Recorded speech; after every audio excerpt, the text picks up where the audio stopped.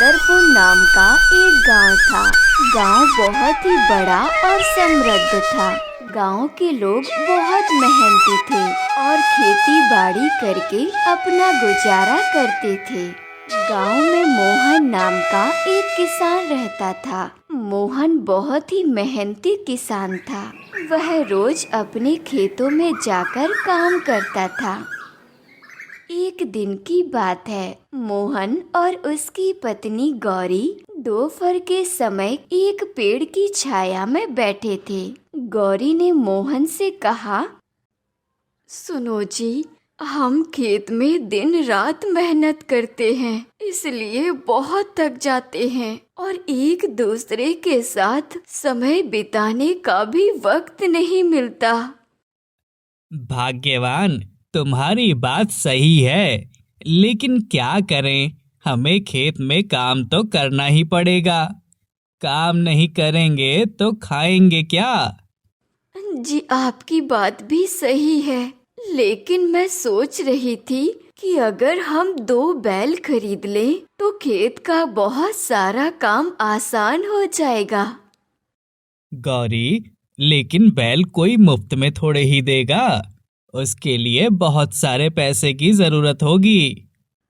हम जमींदार से पैसे कर्ज पर ले लेंगे। वो जमींदार अच्छा इंसान नहीं है। तुमने उसके बारे में सुना नहीं क्या? वो लोगों की जमीन पर कब्जा कर लेता है। लेकिन हमें अपनी जमीन उस जमींदार के पास गिरवी नहीं रखनी। हम तो बस उससे पैसे लेकर अपने अनाज पक जाने पर उसे बेचकर पैसे लौटा देंगे। वो जमींदार हमारी बात मानेगा? आप बात तो कीजिए। ठीक है भाग्यवान, मैं बात करके देखता हूँ। बातें करते करते शाम हो गई। मोहन और गौरी घर जाने के लिए निकल जाते हैं और घर जाकर सो जाते हैं।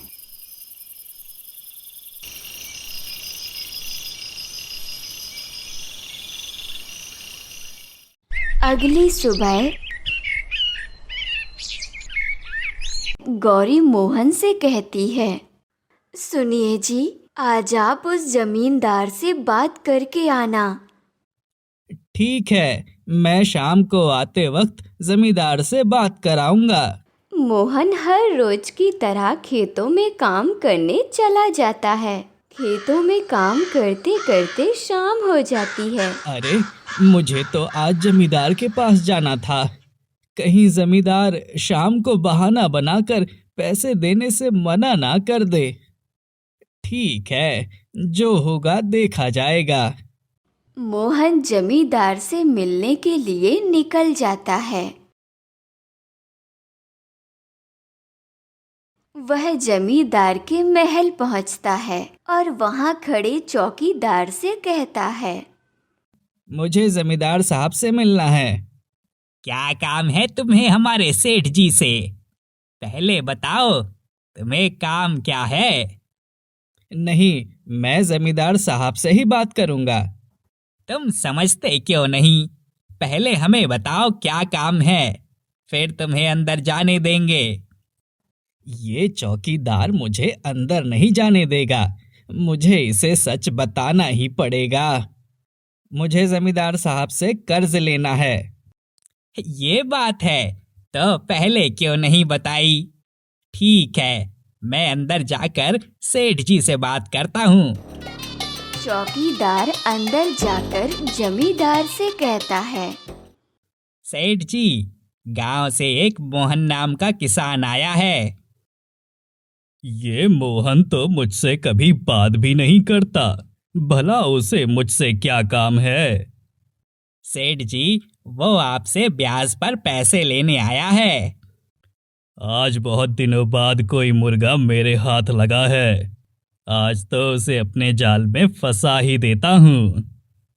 उस मोहन को थोड़ी देर बाहर बैठा कर रखो। उसे लगना चाहिए कि हमारे पास ऐरे गहरे से मिलने का वक्त नहीं है। चौकीदार बाहर जाकर मोहन से कहता है, हमारे सेठ जी अभी बहुत काम में व्यस्त हैं। तुम थोड़ी देर इंतजार करो। ठीक है, मैं इंतजार करता हूँ। मोहन वहाँ खड़ा जमींदार का इंतजार कर रहा था।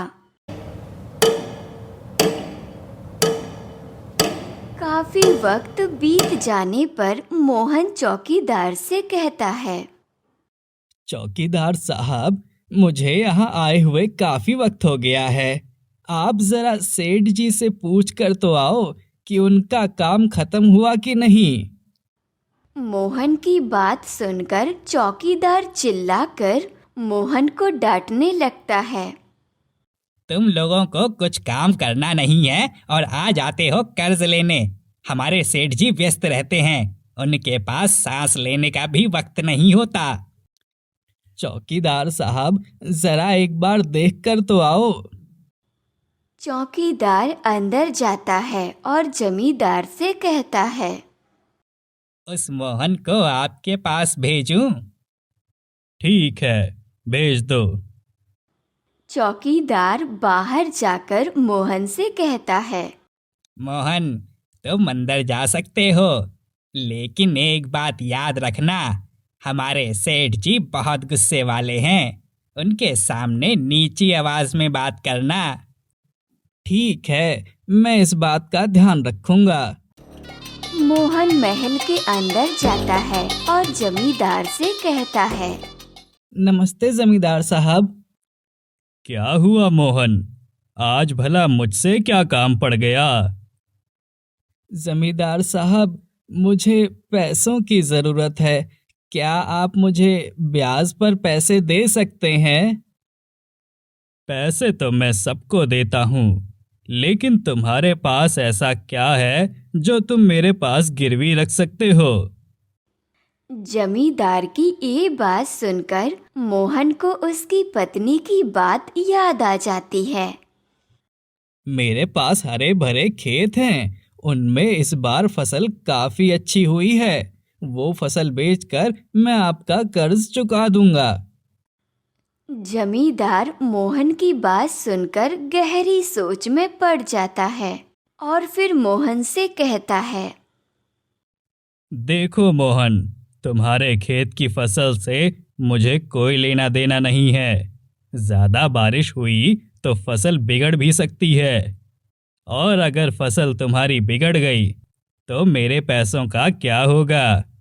बताओ, कैसे चुकाओगे? मोहन जमींदार की बात सुनकर चिंतित हो जाता है और कहता है, जमींदार साहब, आप ऐसा क्यों सोच रहे हैं? आज तक मेरी फसल को कुछ नहीं हुआ, इस बार भी कुछ नहीं होगा। आप मुझ पर भरोसा कीजिए। नहीं मोहन, मैं ये जोखिम नहीं ले सकता। तुम्हारे पास कोई और चीज है तो मुझे बताओ। नहीं जमींदार साहब, मेरे पास कोई और चीज नहीं है। ये जमीन की बात करने का अच्छा मौका है। देखो मोहन, तुम्हारे पास एक चीज है जो तुम मेरे पास गिरवी रख सकते हो। ये जमींदार साहब कैसी बात कर रहे हैं? भला मुझे कैसे नहीं पता मेरी चीज के बारे में? मोहन, क्या सोच रहे हो? बहुत मत सोचो, मैं तुम्हें बताता हूँ। तुम्हारे पास जो जमीन है उसे मेरे पास गिरवी रख सकते हो, और मैं उसके बदले में तुम्हें पैसे दे दूंगा। मोहन को जिसका डर था वही हुआ। मोहन जमींदार से कहता है, जमींदार साहब, लेकिन ये जमीन तो मेरे पुरखों की है, मैं इसे कैसे गिरवी रख सकता हूँ? अगर ये खेत मैंने गिरवी रखे तो मेरे पूर्वज क्या सोचेंगे? मेरे पूर्वजों को बड़ा दुख होगा। मोहन, पूर्वज तो अपनी जमीन तुम्हें देकर चले गए, वो थोड़े ही ऊपर से वापस आने वाले हैं। अब इस जमीन के मालिक तुम हो, तुम्हारा जो मन चाहे वो कर सकते हो। पर जमींदार साहब। मोहन, मैं तुम्हारी जगह होता तो इतना नहीं सोचता। भला मुफ्त में पैसे मिले तो मना नहीं करते। मेरी बात मानो, ये जमीन मुझे दे दो, और पैसे ले जाओ। तुम और तुम्हारी पत्नी मिलकर इन पैसों से मजे करो। मोहन बेचारा जमींदार की बातों में आ जाता है और कहता है, जमींदार साहब, ठीक है, मैं ये जमीन आपके पास गिरवी रखता हूँ, लेकिन आपको मुझसे एक वादा करना पड़ेगा। क्या वादा करना पड़ेगा? जल्दी बोलो, मेरे पास समय नहीं है। आप मेरी जमीन किसी और को नहीं बेचेंगे। ये बात सुनकर जमींदार जोर से गुस्सा करता है। देखो मोहन, तुम्हें मुझ पर भरोसा नहीं है तो यहाँ से चले जाओ। मुझे तुम्हें कोई पैसे नहीं देने। जाओ, निकल जाओ मेरे घर से। मोहन दुखी हो जाता है और जमींदार से कहता है, जमींदार साहब, मुझे माफ कर दो, मुझसे गलती हो गई। मैं ये जमीन आपके पास गिरवी रखने के लिए तैयार हूँ, फिर भी आप मुझे एक बार तो कह दीजिए। मोहन, तुमने तो मेरे सिर में दर्द कर दिया। ठीक है, ये जमीन मैं किसी और को नहीं बेचूंगा, लेकिन अगर मुझे 2 महीने के अंदर पैसे नहीं मिले तो मेरे पैसों के बदले ये जमीन मेरी हो जाएगी। मंजूर है? जमींदार की ये बात सुनकर मोहन चिंतित हो जाता है। क्या हुआ मोहन, मेरी बात से सहमत तो हो ना? ठीक है जमींदार साहब, मैं आपको 2 महीने में पैसे दे दूंगा। जमींदार मोहन को पैसे देता है और मोहन पैसे लेकर वहां से चला जाता है।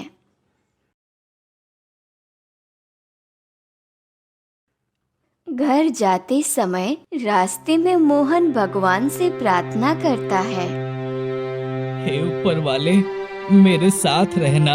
अगर मेरी फसल किसी वजह से बिगड़ गई तो मेरे खेत तो जमींदार ले लेगा। सोचते सोचते मोहन घर पहुंचता है। घर जाती ही गौरी मोहन से कहती है, अजी, लगता है आप जमींदार से पैसे लेकर आए हो, लेकिन आप बहुत चिंतित दिखाई दे रहे हो। भाग्यवान, ये मैंने क्या कर दिया? हे पिताजी, मुझे माफ करना।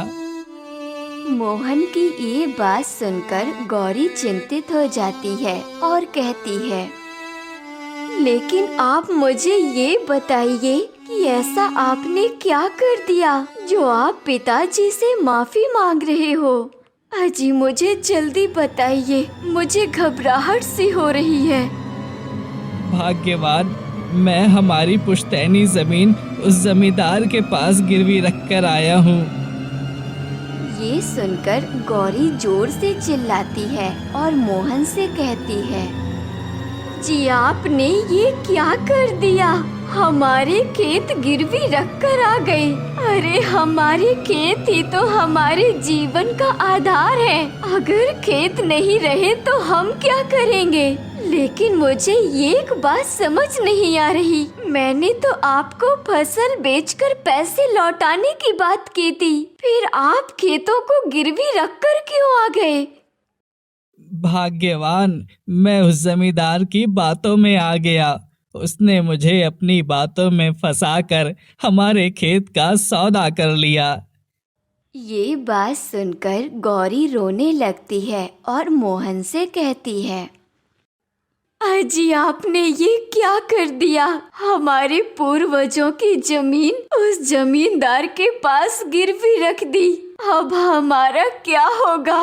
भगवान ना करे हमारी ये जमीन वो जमींदार ले ले।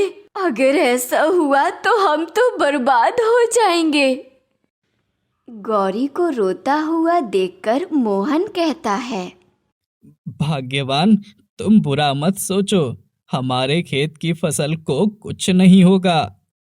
ऐसा कहकर गौरी और मोहन सो जाते हैं।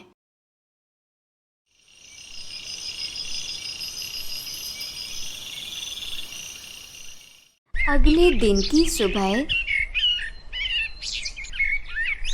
गौरी मोहन से कहती है, सुनो जी, आज आप बाजार से 2 बैल ले आओ ताकि हमारा काम आसान हो जाए। ठीक है भाग्यवान, मैं जाता हूँ। मोहन बैल लेने के लिए बाजार जाता है।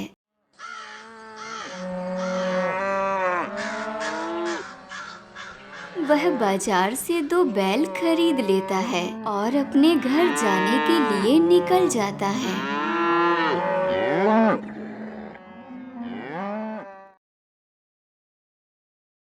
रास्ते में उसे 2 गांव वाले मिलते हैं।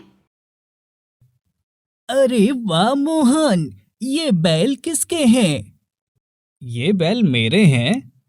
तुम्हारे पास तो बैल नहीं थे, भला ये कहाँ से ले आए? ये बैल मैं बाजार से खरीद कर लाया हूँ।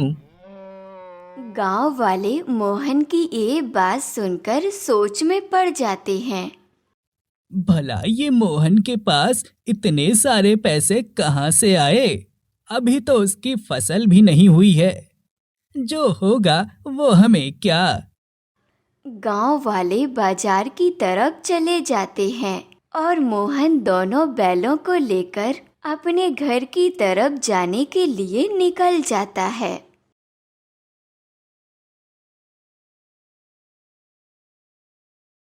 मोहन अपने घर आ जाता है और गौरी को आवाज लगाता है। भाग्यवान, ओ भाग्यवान, देखो मैं क्या लेकर आया हूँ। मोहन की बात सुनकर गौरी बाहर निकलती है। अरे वाह, आप तो बहुत ही अच्छे बैल लेकर आए हो। देखते ही लगता है कि ये तो बहुत ताकतवर हैं। हाँ भाग्यवान, तुमने सही कहा, ये बहुत ही ताकतवर बैल हैं। अब आप खेतों में जाकर काम शुरू कर दो। ठीक है, मैं बैल लेकर खेत में जाता हूँ। इतना कहकर मोहन बैलों को लेकर खेत की ओर चला जाता है। खेत पर पहुंचते ही वो बैलों से खेती करने लगता है।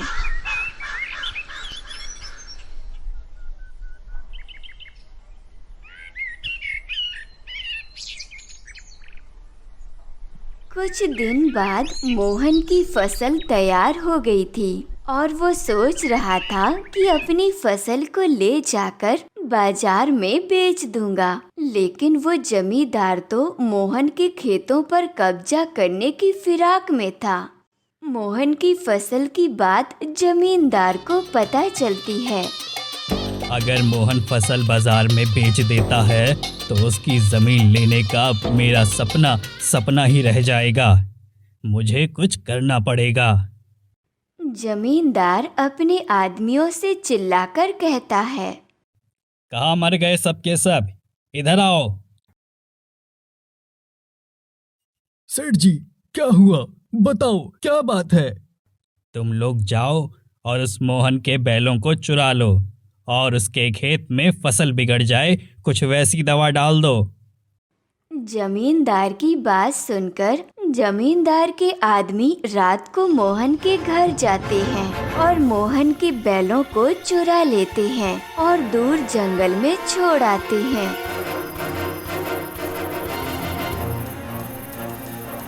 बैलों को जंगल में छोड़ने के बाद वो लोग मोहन के खेत पर जाते हैं।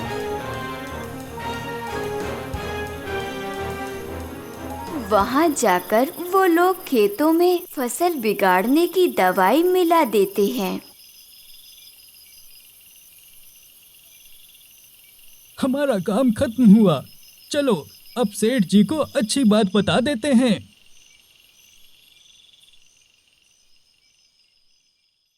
जमींदार की हवेली पर पहुंचते ही वो जमींदार से कहते हैं। सेठ जी की जय हो, सेठ जी की जय हो। अब तो हमारे सेठ जी को बहुत मुनाफा होने वाला है। ये बात सुनकर जमींदार खुश हो जाता है और अपने आदमियों से कहता है।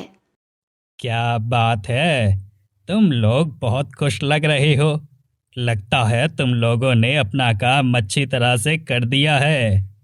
जमींदार के आदमी एक साथ बोलते हैं। हाँ सेठ जी, हम उस मोहन के बैलों को दूर जंगल में छोड़कर आ गए हैं और उसके खेत में फसल खराब करने वाली दवाई भी डाल दी। जमींदार बहुत खुश हो जाता है। बहुत बढ़िया। तुम लोगों को आज दावत मेरी तरफ से। जाओ और दावत का मजा लो। जमींदार के आदमी वहां से दावत करने के लिए निकल जाते हैं। अगले दिन की सुबह मोहन और उसकी पत्नी उठकर रोज की तरह खेतों की तरफ जाने के लिए निकलने की तैयारी करने लगते हैं। लेकिन जब वे बाहर जाते हैं तो देखते हैं कि उनके दोनों बैल वहाँ नहीं हैं। ये देख मोहन और उसकी पत्नी चौंक जाते हैं। अरे हमारे बैल किधर गए? अब हम खेती कैसे करेंगे? भला हमने किसी का क्या बिगाड़ा था जो वो हमारे बैल ले गए? अजी हमारी तो किस्मत ही फूटी है। हम तो आसमान से गिरे और खजूर में अटके। अजी अब हमारा क्या होगा? गौरी को रोता हुआ देखकर मोहन कहता है, अरे भाग्यवान, तुम चिंता ना करो। बैल चले गए तो क्या हुआ, हमारे पास अभी खेत में अनाज पड़ा है, उसे बेचकर हम इस मुसीबत से निकल जाएंगे। लेकिन हमारा तो नुकसान हुआ ना, हमें तो उस जमींदार को पैसे देने ही पड़ेंगे। हमारे पूरे साल की मेहनत पर पानी फिर गया। जैसी ऊपर वाले की मर्जी। मोहन और गौरी खेत में जाने के लिए निकल जाते हैं। जैसे ही वो खेत पर पहुंचते हैं तो वो देखते हैं कि उनकी फसल बिगड़ गई है। देखो जी, ये क्या हो गया? हमारी फसल को किसने बिगाड़ दिया? अरे हम तो बर्बाद हो गए। अब वो जमींदार हमारी जमीन ले लेगा। अब तो हम सड़क पर आ गए जी। गौरी और मोहन पर मुसीबतों का पहाड़ टूट पड़ा था। भाग्यवान, अब हम क्या करेंगे? हमारे तो बैल भी गए और खेत भी। वो जमींदार हमारी जमीन ले लेगा। लेकिन मुझे एक बात समझ नहीं आती, कल तक तो हमारी फसल और बैल सही सलामत थे। भला एक रात में बैल गायब हो गए और फसल भी बर्बाद हो गई। लगता है ये उस जमींदार का किया धरा है और उसकी नीयत अच्छी नहीं है। गौरी मोहन की बात सुनकर चौंक जाती है और मोहन से कहती है, आप सही कह रहे हैं, ये सब उस जमींदार का किया धरा है। लेकिन हम कर भी क्या सकते हैं? हमारे पास तो कोई भी सबूत नहीं है। उस जमींदार ने ही ये सब किया है। मैं उस लालची जमींदार के पास जाता हूँ। ठीक है, आप जाइए और अपना ख्याल रखना। गौरी घर जाने के लिए निकल जाती है और मोहन उस जमींदार से मिलने के लिए निकल जाता है। रास्ते में उसे 2 गांव वाले मिलते हैं। अरे ओ मोहन, सुनते हो? जी बताइए, क्या काम है? हमने सुना है कि तुम्हारे खेत की फसल खराब हो गई। क्या ये बात सच है? हाँ मेरे दोस्त, आपने जो सुना वो सच है। मेरी फसल खराब हो गई है। भला ये कैसे हुआ? गांव में तो किसी की भी फसल खराब नहीं हुई। भला तुम्हारी अकेले की फसल कैसे खराब हो गई? ये बात कुछ हजम नहीं हुई। अगर मैंने इसको जमींदार के बारे में बताया तो ये गांव में सबको बता देगा। ऊपर वाले की मर्जी, उसने कुछ तो मेरे लिए सोचा होगा ना। ये कहकर मोहन आगे बढ़ता है।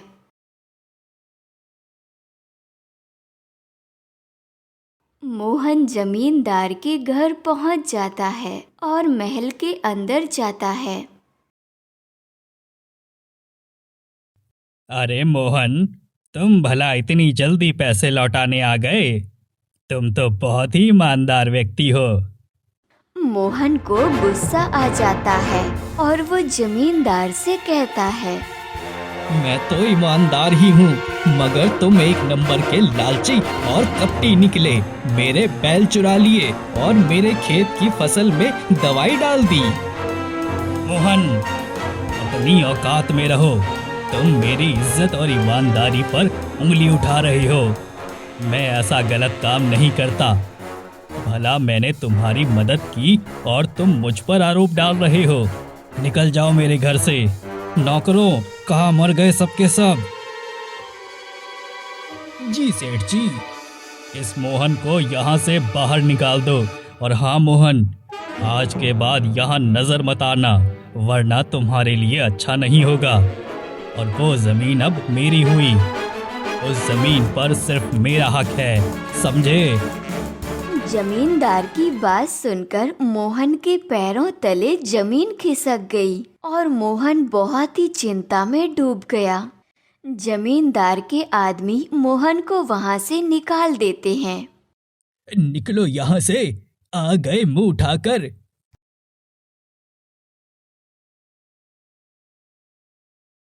मोहन वहां से चला जाता है और मन ही मन सोचने लगता है, अब मैं जमीन के बिना क्या करूँगा? मोहन चलते चलते जंगल के रास्ते से गुजरता है। थोड़ी देर चलकर वो थक जाता है और एक पेड़ के नीचे बैठ जाता है।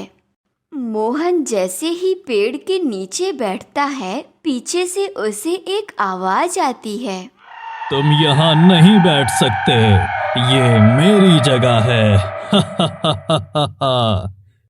मोहन इधर उधर देखने लगता है और डर के मारे खड़ा हो जाता है। तुम कौन हो और मुझे दिखाई क्यों नहीं देते? मैं यहाँ से चला जाता हूँ, मुझे कुछ मत करना। मैं एक जिन हूँ। और इतना कहकर जिन्न मोहन के सामने प्रकट हो जाता है। मुझे माफ कर दो, मैं थक गया था और यहाँ थोड़ा आराम करने बैठ गया था, मुझे जाने दो। तुम चिंता ना करो, मैं तुम्हें कुछ नहीं करूँगा। तुम बहुत चिंतित लग रहे हो, इसलिए मैंने तुम्हें बुलाया। मैं अच्छा जिन हूँ। मुझे बताओ, तुम्हारे साथ क्या बुरा हुआ है? मोहन सारी बात जिन्न को बताता है। जिन्न ये बात सुनकर गुस्से में आ जाता है और किसान से कहता है, चिंता मत करो, मैं तुम्हारे साथ हूँ। मैं उस जमींदार से तुम्हारा बदला लूंगा। जिन्न मोहन को एक योजना बताता है। आप मेरे खेत मुझे वापस लौटाने में मेरी मदद कर रहे हैं। भगवान आपका भला करेंगे। मैं घर जाता हूँ, कल जमींदार से बात करूंगा। ठीक है, तुम जाओ। मोहन वहां से घर जाने के लिए निकल जाता है। मोहन घर पहुंच जाता है।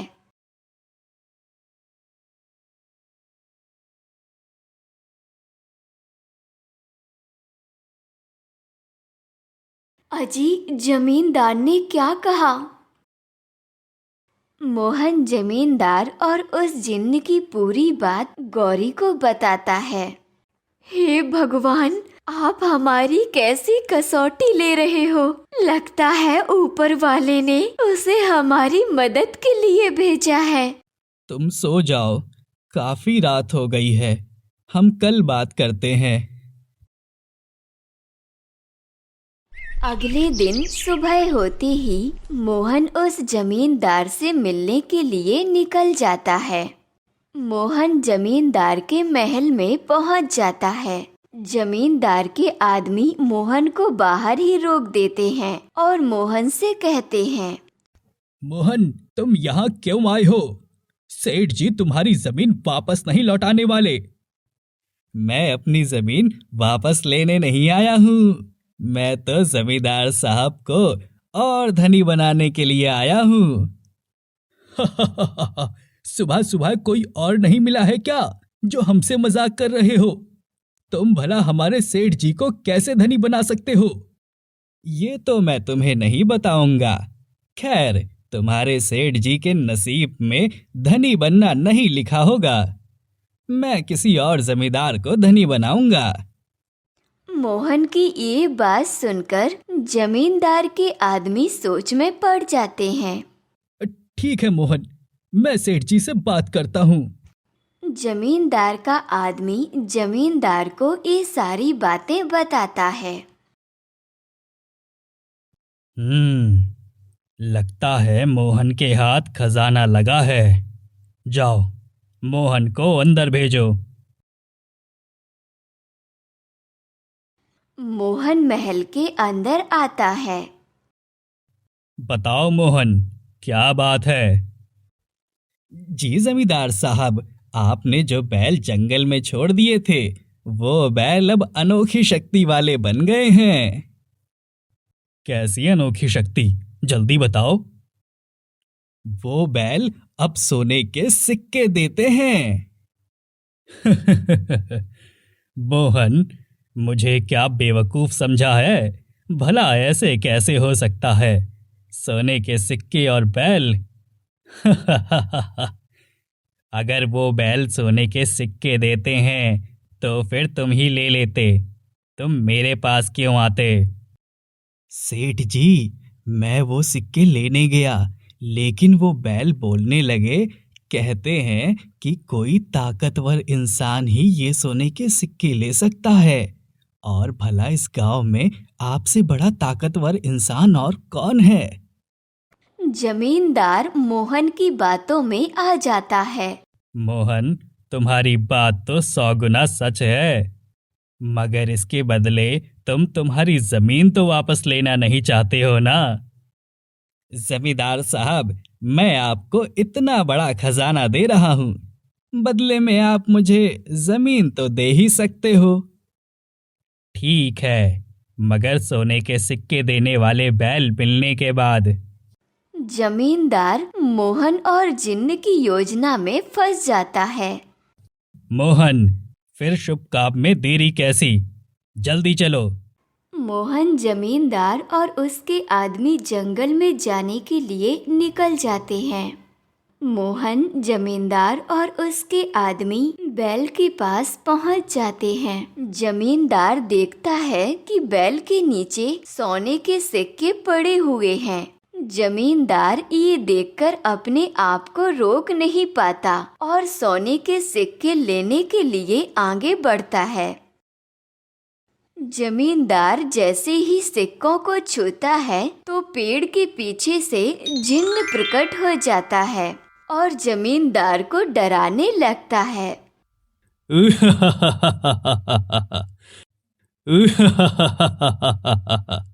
जमींदार के आदमी डर जाते हैं और चिल्लाने लगते हैं, भूत भूत भूत भूत भूत भूत।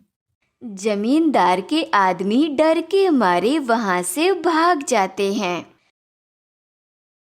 लालची जमींदार, तुमने इस गरीब के साथ बहुत बुरा किया है, इसलिए मैं तुम्हें मार डालूंगा।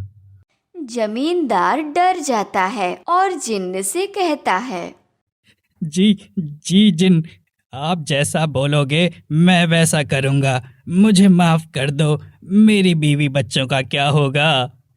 ये तुम्हें पहले सोचना चाहिए था। इस बेचारे की तुमने जमीन ले ली, ये गलती माफी के लायक नहीं है।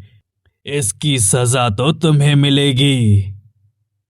मैं मोहन की जमीन और बैल वापस दे दूंगा, अब तो मुझे छोड़ दो। अगर तुम मोहन से माफी मांगो तो मैं तुम्हें माफ कर दूंगा। जमींदार मोहन से माफी मांगता है। मोहन, मेरे भाई, मुझे माफ कर दो। मैंने ही तुम्हारे बैलों को गायब किया था और तुम्हारी फसल को मैंने ही दवाई डालकर खराब किया था। मुझे माफ कर दो, मैं तुम्हारी जमीन वापस करता हूँ।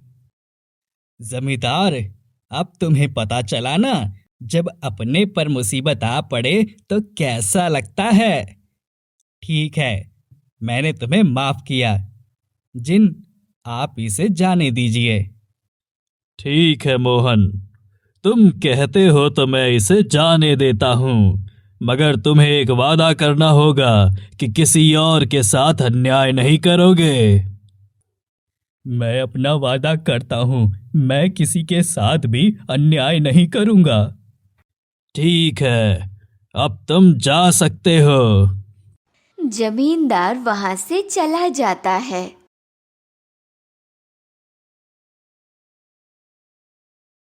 और मोहन खुशी खुशी अपनी जमीन और बैल के साथ घर लौट आता है।